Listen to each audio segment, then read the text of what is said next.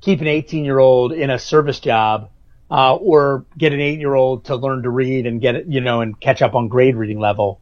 The central tenets of screening, match strategy, support, closure, all these kinds of things within the relationship are really the same. We call them the elements of effective practice for mentoring. But in terms of how to make it age appropriate, how to train the mentors to understand the life stage and developmental stage that their mentee is in, that's all part of just conducting appropriate training. And if you're thinking about becoming a mentor, to be a good consumer, that's what you should ask. What kind of training do you guys have for us? What are we trying to accomplish here? All those things. Mm-hmm. And you mentioned a few elements that you are the essentials that you teach. Can you expand on a few of those? Yeah, so, they are called the elements of effective practice for mentoring. It can be found on our webpage. They were created for the first time in 1991, I believe, and we're now in either the fourth edition, was just released last year. They're updated based on research, what research tells us. And there are things like how to screen adults properly, how programs should screen adults properly to make sure they're going to stick with this relationship with kids and that it's safe. They're how you go about the science of matching an adult to a kid along lines of interest and other things. They're how you support the relationship once they're in it, because a lot of times programs think, well, once I recruit the mentor, screen them, match them with the kid, well, I'll just say, hey, call me if there's any problems. That's not the way quality mentoring is done. You have to proactively be checking in with the kid and his family, and as well as with the mentor. See how it's going, see what's coming up, work through any problems proactively. Because your holy grail is to keep this relationship together for the intended outcome length. And then when the relationship's over, to create a positive closure and celebrate the relationship so that it's not seen as an abandonment, it's seen as a success. Of course, many relationships still, like yours and mine, keep going beyond that, outside the bounds of the program, but at least they're formally closed, so no one's left to wonder. All of those things, those are a lot of the tenets that we teach. Do you find any are more important, or more important that they be emphasized earlier in the process? Yeah, I think so. I think some are more underappreciated, and those two to me would be match support and closure. I think a lot of work is done on the upfront end. People really get that. They get recruiting mentors. They get matching kids to adults. There's a lot after that of just leaving people to their own devices. Again, not because people are irresponsible. They just think, well, they're matched now. They'll be fine. And what happens, I'll give you a great, really visible example that a mentoring program gave me once. So adult comes to pick up kid gets in car first 3 times. Kid says nothing for entire hour together. Adult thinks this kid doesn't really want to be in a relationship with me. He's not talking. I'm going to bail. This is not a good use of my time. Adult bails if left to their own devices potentially. If there's proactive match support, a professional for the mentoring program is calling the family. Grandpa says, oh my God, he loves his mentor. He's waiting by the door every time he comes. Adult mentor says, man, he never says a word to me the whole time we're together.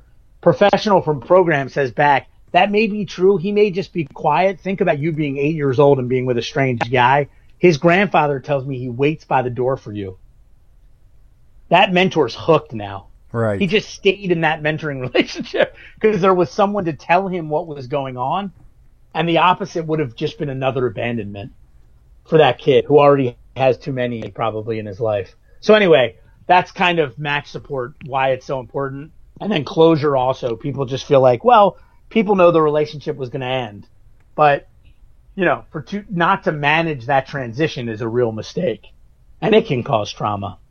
So you have to have some sort of celebration of the relationship at the end. Yeah, and you talked about this, the very first thing that we said, well, what should we talk about in this episode? And you talked about the macro scale and the movement out there about rushing past the relationship to get to the content. And you've made it real clear in the first half of the show. Everything you've said, it always circles back to relationship, which seems kind of obvious, but what is the content people are rushing to right now? And I'm sure with good intention in trying to get into mentoring or setting up mentoring programs.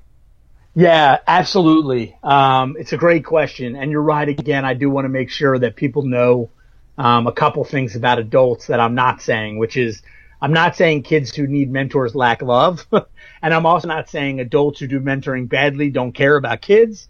These are all usually just instinctual things that don't, that speak to the pressures of the day and don't allow us to do this the right way. It's the same when it comes to content. So think about this. If you're a principal of a school and you're going to be hired or fired based on test scores, what do you think you're going to attack to? Drill and kill, man. Academics, drill and kill. How do I get this content to these kids? Because they need to do well on tests. So along comes mentor and says, if a kid doesn't have stability with his adult relationships, he's not going to come to school. He's not going to thrive. It's no different than the fact that you feed him breakfast and lunch. You've got to feed his relationship stability, where he's not going to come here and he's not going to do well. You're like, yeah, I'll get to that. Where are those adults going to come from? I just need to drill and kill. And so again, you're not a bad person. Like, you love kids. You're a school principal. But it's just hard to get to that. It's same with sports. Like, let's teach this kid how to perfect, how to do it, how to shoot a free throw. That's what I came here. I came here to instruct in basketball. I came here to instruct on algebra. I came here to give this kid a job. Isn't he lucky I gave him a job? We just don't realize that kids aren't going to thrive if they don't have enough relationships. And if we don't find out whether they have stability and people to turn to, and we don't address it if they don't, they're going to have a lot of trouble being successful in the thing we're trying to teach them. But we just rush to goal orientation and content. It's just human nature. It is. And there's also the statement, I'm here to coach them or teach them, not be their friend. Right. And I get the part that, yes, you're there to, get some work done.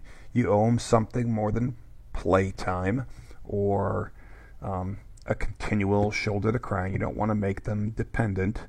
But we all have really close friends who give us nothing but grief, right? That, in fact, truthfully, your best friends are the ones that tell you to, suck it up. What are you doing? And things like that. Your best friends don't coddle you, even the least bit. Yep.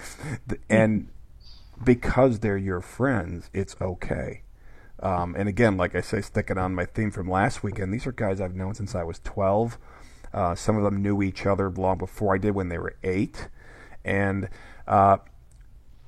before, during, and after, we get all over each other about, whose assessment of what ball game. But at the same time, we're still hanging out, 30, 40 years later. And I think it's just, it's something I get why coaches and teachers are afraid to have the relationship.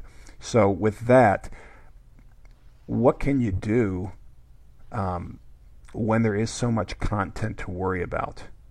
How do your programs, what's the messaging you put out there to help them? Yeah.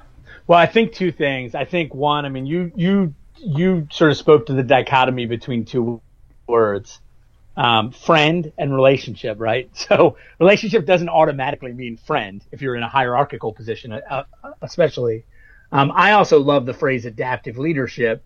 And if you are the leader of something, you should be able to figure out who needs a friend, who needs a structured discipline, who needs love, who needs what, and get them what they need. That's what the best coaches do. They express care and they're able to adapt and build relationships that are the right relationships for the right young person at the right time. I think to your point, once you build relationship, and I think the hardest thing to overcome, Dave, and I don't have an answer for this, is there are a lot of places in America, usually due to lack of resources, where there are a lot of kids to one adult. And then it makes it very hard, to build relationships. I don't have an answer for that, except more people need to volunteer and buoy places where there's the least amount of adults. We all rush to be like the 47th coach on a kid's team that already has a ton of people. Like, we need to be coaching other teams too, where there aren't enough adults around to help because everybody's probably working so hard, in inflexible jobs. But anyway, I think that, so I don't know the answer to the volume problem for someone who's listening who says, look, I'm trying to coach 40 kids and I'm just one adult. There's no magic answer. I do think if you have the ratios we typically have in sports and school, be resource hungry about getting other adults involved to help you, and realize that it's basically hard. Put relationships first. Like, find out about your kids, find out what they need, give them voice before you immediately launch into the goal would be my advice. But wouldn't that be giving up authority and control? I don't think so. The greatest leaders and the greatest authoritarians I know share power. That's a difference between weak hierarchical leadership, figurehead leadership, and true power. Power is influence. Power is when people think you love them and know you love them, and when they love you, and when they'll do anything for the next guy or the next girl. And you build that kind of community and that kind of care and that kind of shared purpose, that's power. That's influence. That's the right kind of power and influence. The other is just kind of a flimsy hierarchical authority that breaks down pretty quickly, in my experience, playing a couple college sports and in a lot of workplaces too. Absolutely. And yeah, that was, you gave the perfect answer. I wouldn't say it was a softball I tossed you there, but I had a feeling you were going to come through with that because that's what we see. We think leadership means you're the manager or the person in charge, and we think that the power is controlling every movement, which is, it takes an awful lot of strength to let go and watch and listen. When I say listen, like listen inside. When is it time to intervene or let it keep going on its own? That is really hard. It takes a lot of strength. And when you do it, people are loyal to the very end. Absolutely. Absolutely. And that, to your very question, and I know we're probably getting towards the end, but that to your very question about, rushing to content and relationship, my point is that you will have much stronger, quote, authority or leadership, and you will have much stronger outcomes if you establish relationship first. But we just don't, it's hard to do it. It really is. I don't always do it. You don't always do it. We all don't always do it, So it is a habit, though, that when you do it, it surprisingly gets easier and easier and easier. You don't actually worry about maintaining relationships because they maintain themselves, because they came from a much better start. When you're creating relationships based on you have to, you're supposed to, oh my gosh, it's such a labor, isn't it? It is. It absolutely is. And I think you're never at your best, right?